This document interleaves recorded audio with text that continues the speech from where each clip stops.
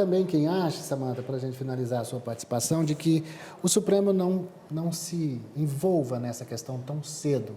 Há uma proposta que já foi aprovada no Senado e está na Câmara de controle do Supremo, proibindo ministros de sozinhos, por meio de liminar, anular uma decisão inteira do Congresso. Talvez por isso a gente está aqui dizendo que não deva acontecer nada antes da volta do plenário, porque o Senado já apitou sobre isso e está na Câmara, né?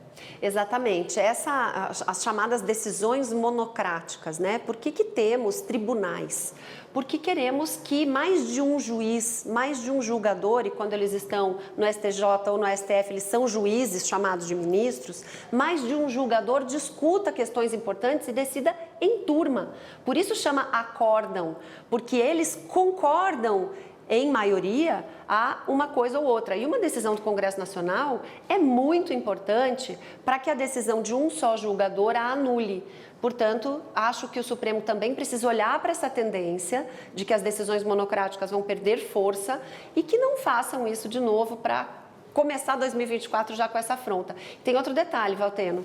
Já existe também a proposta da PEC, que é uma proposta de emenda constitucional. Ótima lembrança. Que aí vai lá na raiz do problema, que é o artigo 231 da Constituição, e aí sim, acaba essa guerra de uma lei que sim interpreta de um jeito ou de outro a Constituição e muda de fato a Constituição, para deixar claro que esse tradicionalmente ocupadas por indígenas se refere a 5 de outubro de 88, que é a data da promulgação da Constituição. O que você está querendo dizer é que se eventualmente o Supremo, por exemplo, derrube o projeto de lei aprovado pelo Congresso, o Congresso está preparado para aprovar uma PEC. Exato. Exato, preparado, discutido, e a gente percebe que existe um certo preparado consenso. Que eu digo com maioria, né? Sim, a PEC, ela exige uma maioria qualificada.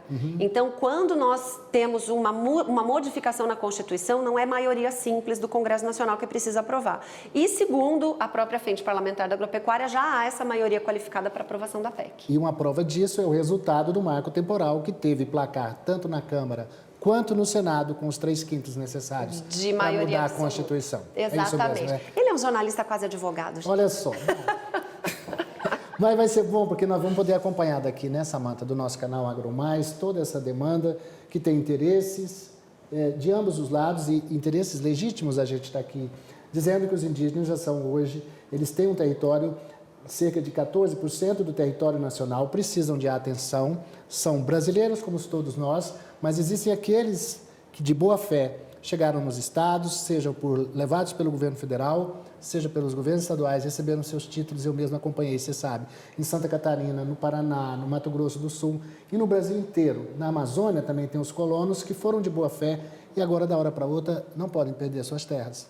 E não tem para onde ir, é uma questão que também precisa ser discutida, a questão da indenização. Então, a gente aqui no AgroMais vai acompanhar isso quase que em tempo real, né? A gente está aqui do lado, por isso que o AgroMais está em Brasília, para que o produtor, para que o interessado tenha essa notícia, Valteno, em tempo real, mas essa discussão ela vai além, né? A gente precisa falar de indenização, de legitimidade, da boa-fé desse produtor e caso prevaleça a data, caso caia a data, né, que não prevaleça a tese do marco temporal, o que será feito com esse produtor de boa-fé?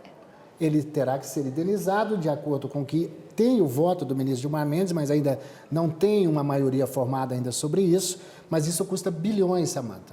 E a União não tem esse Aliás, alguém dinheiro. fala até de trilhão, né, para comprar, indenizar todos. Não tem dinheiro, o governo está atrás de um déficit fiscal zero, pegando assim, aqui um pouquinho daqui, migalhas para poder compor. Como é que vai comprar terras? Exato. Então, a gente precisa olhar o contexto todo de um país que precisa ter saúde financeira, econômica, para que todo mundo prospere, indígenas e não indígenas. E aí a gente precisa olhar para isso. Se não prevalecer o marco temporal, o que vai se fazer? O Brasil tem conta, tem condição de dar conta disso? Acho que não. Tá certo. Conversei aqui então com Samanta Pineda, nossa diretora executiva do AgroMais, advogada especialista em direito ambiental e direito agrário. Muito obrigado, feliz ano novo para você, que a gente continue aqui trabalhando. Obrigada, meu querido. Tchau.